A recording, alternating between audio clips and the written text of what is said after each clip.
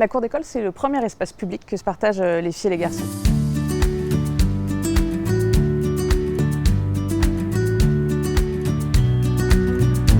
Dans une cour d'école traditionnelle, on a bien souvent des jeux de ballon qui prennent beaucoup de place et tous les autres jeux qui s'installent autour des jeux de ballon. Ce qu'on souhaite faire en transformant nos cours d'école, c'est d'apporter des espaces plus calmes et des espaces moteurs différents où les enfants vont pouvoir jouer sur l'équilibre, d'autres manières de faire jouer leur corps que les jeux de ballon.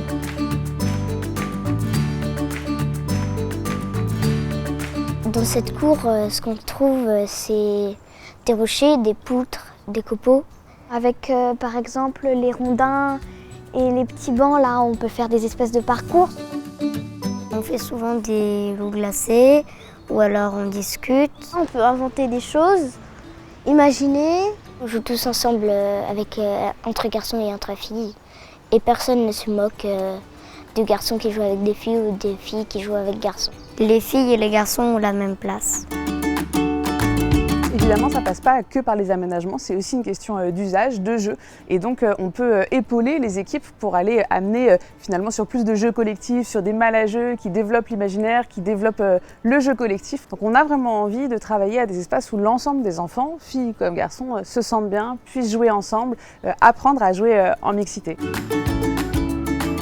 Bien sûr, les cours égalitaires, c'est aussi comment tous les enfants, y compris les enfants qui sont en situation de handicap, trouvent leur place dans la cour. Donc ça, c'est vraiment quelque chose qui est intégré dans tous nos projets, autant sur les aménagements que par exemple sur les jeux disponibles. Ce que nous disent les enseignants, c'est qu'ils constatent une meilleure répartition des enfants sur toute la cour. Les enfants qui ont besoin de calme arrivent à en trouver dans ces espaces-là et reviennent en classe après la récréation plus calmes, plus concentrés et plus aptes finalement à entrer dans les apprentissages.